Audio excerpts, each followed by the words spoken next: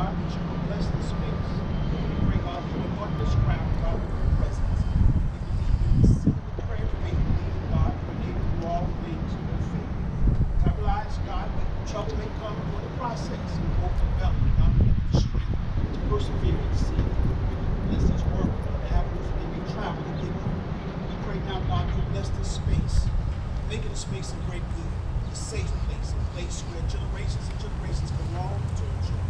Make it a safe place, God, a prosperous place, a place, God, of equity, where we will and function. Now, God, we ask that you bless our mission action, that our mayor, his leadership, his vision, and his passion. Thank you for the dedication, his faith, not only to this ministry. We continue to pray, God, for him. Thank you for the timber that he's got. And I pray now, God, he shall pass through time toward that great vision. Foundation that has been. God bless our city, bless our world. God bless our city, bless our world. In the name of Jesus, we pray. Thank you, Pastor. That which God blesses prospers. And with that great blessing, it's now my honor to introduce the leadership has been instrumental in bringing this project to fruition. His administration has fundamentally transformed the city of Mobile. Since taking office, Mayor Sandy Stepson has reimagined what Mobile can be and has worked tirelessly to make that vision a reality. Under his leadership, we've seen unprecedented progress in infrastructure development, with billions invested in roads, sidewalks, and public spaces. His focus on fiscal responsibility has strengthened our city's financial foundation while enabling strategic investments in our future. Mayor Stepson's One Mobile vision has brought our community together, fostering collaboration across neighborhoods, sectors, and demographics. He understood early on that a thriving downtown is essential to a prosperous Mobile, and he had championed projects that had already begun to revitalize our city center, from Dolphin Street's renaissance to waterfront developments along the Mobile Road. He's enhanced our quality of life and residential parks, public safety, through it all, he's maintained an unwavering commitment to transparency and citizenization. This arena project perfectly exemplifies Mayor Stepson's approach to development. Bold vision paired with pragmatic execution, public-private partnerships that leverage resources effectively, investments that pay dividends for generations to come. Ladies and gentlemen, the transformative leader who has helped usher in the new golden age for our beloved city, Mayor of Mobile, the Honorable Sandy Stepson.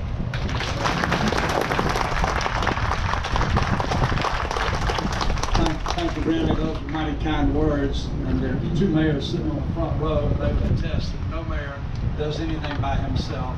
And so everybody here has had something to do with this transformation that's going on, and it'll also be up to you to make sure that it continues after this groundbreaking. First, I'd like to remind you why we're here.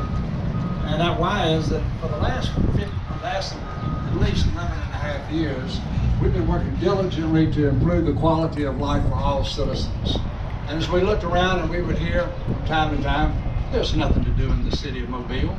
Well, I take issue with that. There's a lot to do in the city.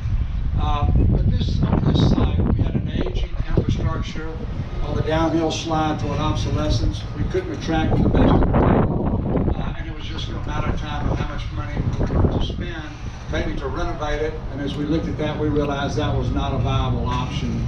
And so, recognizing that, we realized that there was a pathway forward where we could create something that would truly start a different type of transformation in this area of town. So not only were we looking for the best entertainment that could be here, whether it's sports or whether it's in the music area, but there are a lot of people, and I think many of you in the audience, were looking for a better Mardi Gras experience. And as hard as we could try, for those that wanted to keep that dome on the top, we couldn't come up with a new facility with a dome on the top. But you'll see from a rendering pretty soon that we got as close to it as we could. You know, over the years, my prayer has been that God continue to send the people and the resources to the city of Mobile to transform it into the city of Mobile.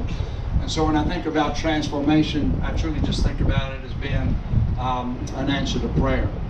At the end of the construction of the arena, you know, we will have spent about $500 million on this site, okay, which is pretty amazing.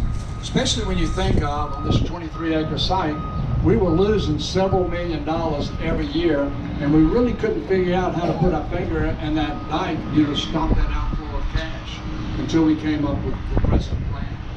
But part of this construction is we're going to be laying the groundwork for a future first-class hotel, new performing arts theater.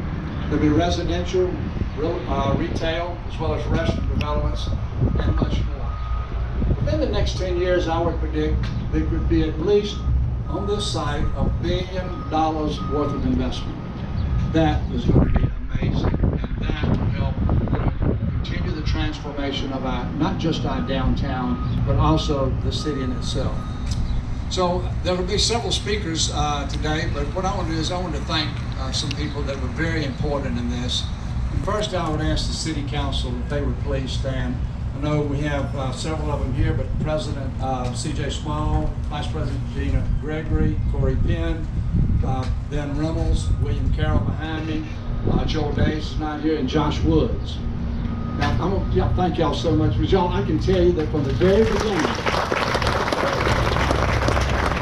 that they were engaged, and once they realized that we had to do something different, pivoting, they asked outstanding questions. They questioned, whether we could do this and do that. Is there a better way to do it? And so I thank them for what they've done, because the mayor can propose, but the city council has to approve. So really thank you for that. In introducing them, I'm going to have to take a little side note and just say, in the dress code for today, the texts go around, and some of us don't like to wear ties, maybe. But my friend William Carroll and I, for the last 3 events, we've never had on the same attire.